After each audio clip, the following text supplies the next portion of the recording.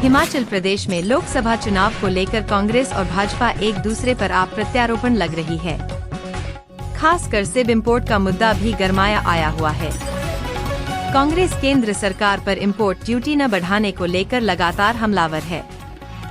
कांग्रेस प्रदेश उपाध्यक्ष नरेश चौहान ने शिमला में पत्रकार वार्ता कर कहा कि हिमाचल में सेब की अर्थव्यवस्था का बहुत बड़ा योगदान है और लगभग 3 लाख परिवार सीधे इससे जुड़े हुए हैं। मोदी ने जो वायदे प्रदेश के बागवानों के साथ किए थे वे पूरे नहीं किए। इम्पोर्ट ड्यूटी को 100% करने की बागवानों की मांग को मोदी सरकार ने पूरा नहीं किया।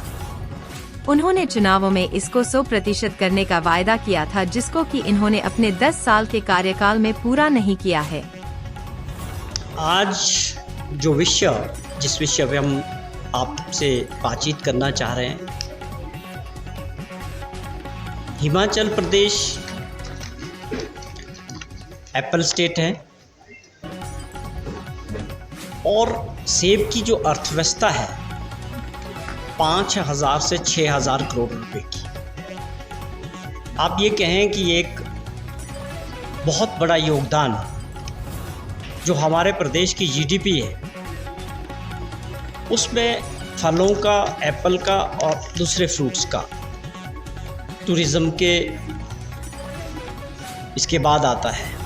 बहुत बड़ा योगदान हमारे जीडीपी में जो है। लेकिन चुनाव के दौरान अभी 2 दिन पहले देश के माननीय प्रधानमंत्री जी हिमाचल प्रदेश के दौरे में थे। 2014 में भी आए, 2019 में भी आए और कुछ वादे जो है हिमाचल प्रदेश के लोगों से, किसानों से और बागवानों से किए थे माननीय प्रधानमंत्री जी ने। वैसे तो उन्होंने पूरे देश को अच्छे दिन दिखाने की बात कही थी, लेकिन हमें वो चीज़ याद है जो हमारे राज्यों में आके उन्होंने जो कमिटमेंट्स की थी। इतनी बड़ी अर्थव्यवस्था है जिसमें तकरीबन आप ये समझें कि 7 से 8 जिलों में सेब उत्पादन होता है हिमाचल प्रदेश की, और तकरीबन 3 लाख के करीब परिवार जो हैं 3 लाख के करीब परिवार सीधे तौर पे जो है सेब उत्पादन से जुड़े। और आप ये समझें कि अगर परिवार के लोगों को जोड़ के, सदस्यों को जोड़ के, तो एक बहुत बड़े तादाद में जो है रोज़गार पैदा करता है, जो सरकारी क्षेत्र को छोड़ के। बहुत बड़ा सहयोग जो है प्राइवेट क्षेत्र में रोज़गार पैदा करने की इस इंडस्ट्री का है, डायरेक्ट तौर पे और इनडायरेक्ट तौर पे। आप ये समझें कि सेब पैदा करने वाले से लेकर उन बगीचों में काम करने वाले, ऑर्चर्ड्स में काम करने वाले लोग, आप ये समझें जो फल जो है लास्ट रेडी वाला एक ऐसा व्यक्ति है जो लास्ट इस चैन से जुड़ा हुआ है रोज़गार के तौर पे, जो वो लोगों तक उस फल को पहुंचाता है। उसके बीच कमीशन एजेंट्स हैं, लदानीज हैं, ट्रांसपोर्टर्स हैं, बहुत बड़ी चेन है जो लाखों लोगों को रोज़गार देती है। हमारे लिए ये बहुत विशेष है, हिमाचल प्रदेश के जीडीपी के लिए भी, रोज़गार की दृष्टि से भी, हर तरह से। माननीय प्रधानमंत्री जी ने 2019 में जब चुनाव जनसभा सोलन में की तो वहाँ एक साफ तौर पे बात कही कि मेरा विशेष नाता, वो हर बार कहते हैं कि हिमाचल प्रदेश से रहा है। मैं हिमाचल प्रदेश को अपना दूसरा घर देखता हूँ और मैं यहाँ से बड़ी अच्छी तरह वाकिफ़ हूँ और यहाँ पर जो है मैं इंचार्ज रहा हूँ भाजपा का। बहुत अच्छी बात है। लोगों ने विश्वास भी किया कि देश के प्रधानमंत्री जी बोल रहे हैं तो निश्चित तौर पे जो है वो इसके लिए कुछ करेंगे। प्रधानमंत्री जी के लिए मुश्किलात भी नहीं थी। हमारे जो बागवान हैं उनकी काफ़ी समय से एक मांग है जिसको लेके वो इम्पोर्ट ड्यूटी को बढ़ाना चाहते हैं कि ये 100% हो, जिससे हमारा जो उत्पादन है सेब का वो मार्केट में कंपटीशन से कम कंपटीशन करना पड़े और हम उसका मुकाबला कर सकें मार्केट में। और पिछले साल जिस तरह से सेब का उत्पादन भी कम हुआ और मार्केट में रेट भी अच्छे नहीं मिले, तो इस इंडस्ट्री को बहुत बड़ा लॉस हुआ। स्वाभाविक तौर पे हमारी अर्थव्यवस्था को भी लॉस हुआ। और जिस तरह से हम इसको देख रहे थे कि प्रधानमंत्री जी ने जो वादा किया था कि मैं इसको 100% जो है इम्पोर्ट ड्यूटी करके हिमाचल प्रदेश और दूसरे जो राज्य हैं उनके सेब को बचाने के लिए हम इस ड्यूटी को बढ़ाएंगे। पहले ये ड्यूटी 50% थी, लेकिन कांग्रेस के टाइम में इसको 75% किया गया और मांग 100% की थी। लेकिन आप देखें कि किस प्रकार जब माननीय प्रधानमंत्री जी अमेरिका के दौरे में गए और ड्यूटी को 50% पे कर दिया, उल्टा 75 से 50 पे लाए। अब आप बताएं कि लड़ाई लोग लड़ रहे हैं, मांग कर रहे हैं, और प्रधानमंत्री जी ने कमिटमेंट किया था कि मैं इसको 100% करूँ और किया 50% पे लाया, जिससे बहुत बड़ा नुकसान सेब इंडस्ट्री को हिमाचल प्रदेश में हुआ। तो ये पहली कमिटमेंट थी, उसका क्या हुआ? आज फिर से चुनाव में आए, उसके बारे में कोई जिक्र नहीं किया, उसका कोई बात नहीं हुई कि मैंने 19 में आपसे क्या वादा किया था, क्या मैं उसको पूरा कर पाया या नहीं कर पाया। उसके अलावा एक और बात उन्होंने कही थी कि जितने भी पेयजल बनते हैं, जैसे कोका कोला है, पेप्सी है, इस तरह के जितने भी ये पेयजल बनते हैं देश में, मैं ये प्रयास करूँगा और निश्चित इसको जो है 5% जो सेब का और फलों का जूस इसमें जो है होना चाहिए, हम कानून बना के इसको करेंगे। ये दूसरी बात उन्होंने उस दिन कही थी। तो हम आज उनसे पूछना चाहते हैं 5 साल बाद कि आप द्वारा किए गए वादे, खुद आपने कहे, प्रदेश में आके कहे कि इंपोर्ट ड्यूटी को 100% करेंगे और साथ में जो है फलों में जूस को जो है पेयजल में जो है मिलाने के लिए कानून बनाएंगे। तो क्या ये चीज़ें हुई? 10 साल आप देश के प्रधानमंत्री रहे, आपने जो वादे किए वो पूरे हुए नहीं। तो ये बहुत बड़ा हमारा कंसर्न है, इस इंडस्ट्री को बचाना और इंडस्ट्रीज में लगे हुए लाखों लोगों का रोजगार और परिवारों को बचाना। लेकिन निराशाजनक रहा कि प्रधानमंत्री जी ने इस बार इस दौरे के बारे में कोई चर्चा नहीं की। ये कांग्रेस पार्टी की तरफ से हमारे सवाल है, अपने बागवानों भाइयों की जो समस्या है। जहाँ तक सवाल है हमारी सरकार का, हमने अपने 15 महीने के जो कार्यकाल रहा उसमें कुछ बड़े फैसले जो है बागवानी के लिए भी किए, किसानों के लिए भी किए। इंफ्रास्ट्रक्चर को बनाने की बात थी, जिसमें प्रोसेसिंग यूनिट लगाने की बात है, सीए स्टोर्स को लगाने की बात है।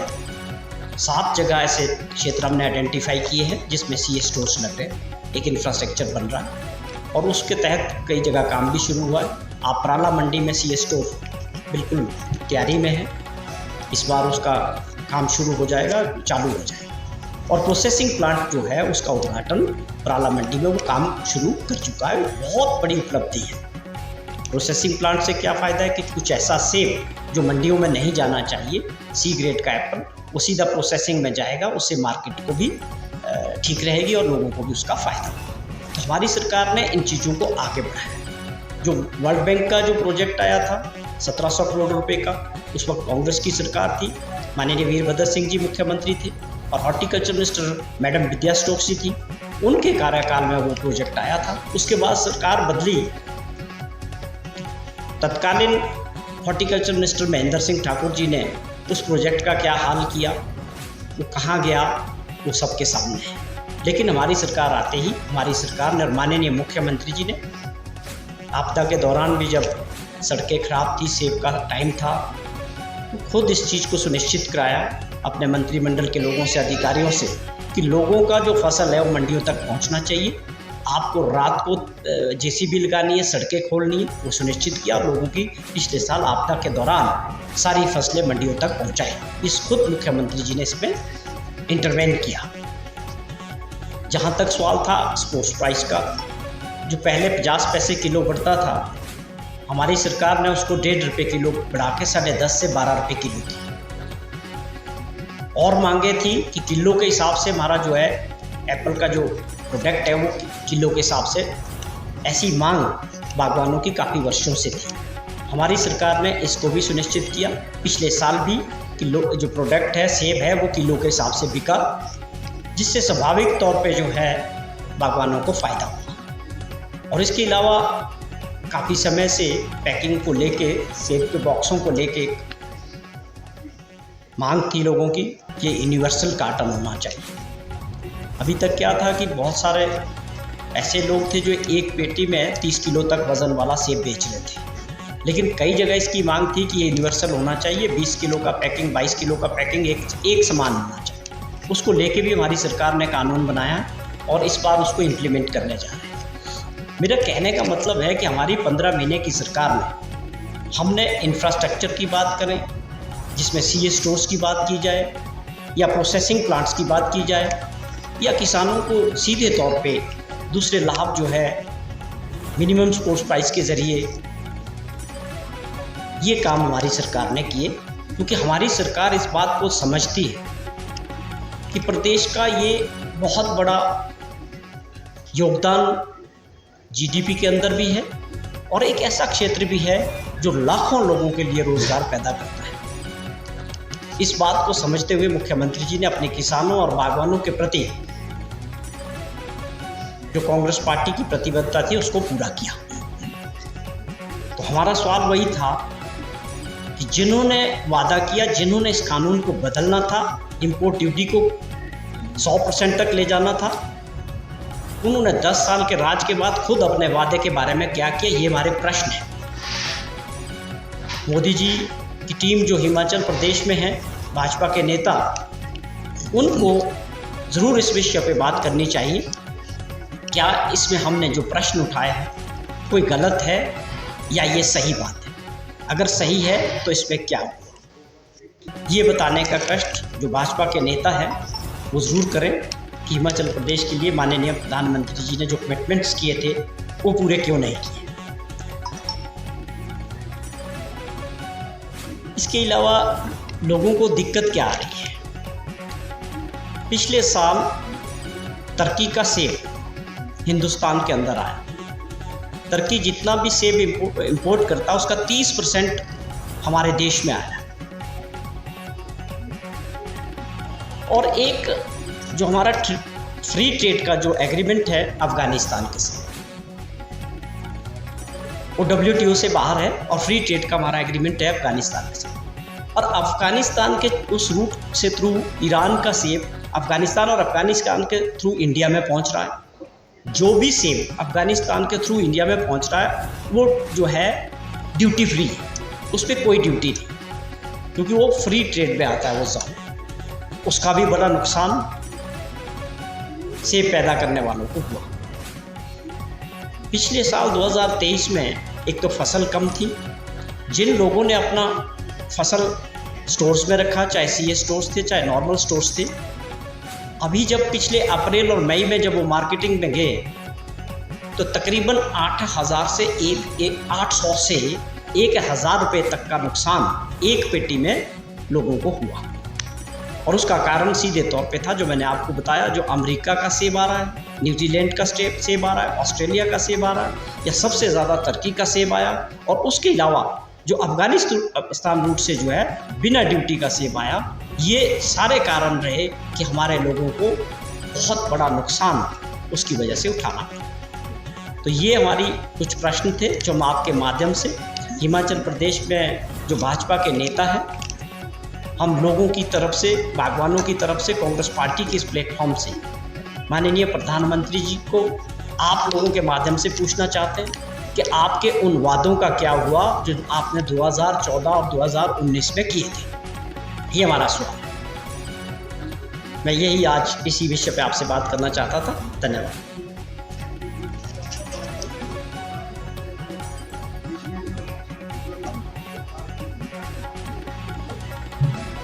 भाजपा के पास इस इलेक्शन में, चाहे राष्ट्रीय इलेक्शन हो, लोकसभा का हो, चाहे हिमाचल प्रदेश में 6 विधानसभा के बाई इलेक्शंस हो, बड़ा दुर्भाग्यपूर्ण है कि मुद्दों पे भाजपा और भाजपा के नेता बात नहीं कर रहे। पूरा प्रयास है कि लोगों को गुमराह किया जाए, लोगों को भटकाने का प्रयास कर रहे हैं। लेकिन एक अच्छी बात यह है लोकतंत्र में कि देश की जनता समझ चुकी है कि 10 साल जिन्होंने राज किया उनको ये बताने का वक्त है कि हमने जो अच्छे दिनों के सपने दिखाए, या 2 करोड़ लोगों को, बच्चों को, बेरोजगार साथियों को हर साल रोजगार देने की बात की थी,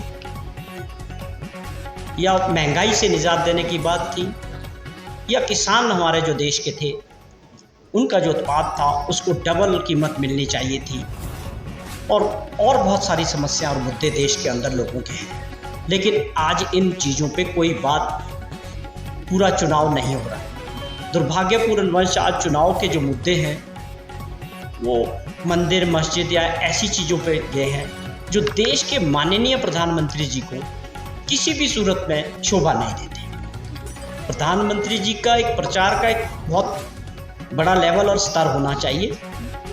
केवल मात्र विपक्ष के नेताओं को, कांग्रेस पार्टी को और उनके नेताओं को कोसना और गाली देने का नहीं होना चाहिए। खास तौर पे तब जब देश की जनता ने आपको 10 साल का समय दिया, आपने बहुत बड़े बड़े सपने दिखाए हर वर्ग से। अब आप उनकी बात करो, अपनी रिपोर्ट कार्ड जनता के सामने रखो।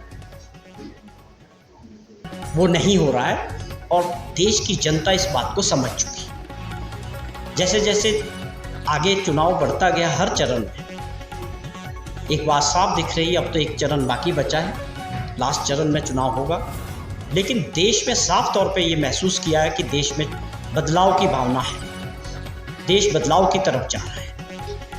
अब हम कह सकते हैं कि देश में इंडिया गठबंधन की सरकार बनने जा रही है, जिसको देश की जनता बनाने जा रही है।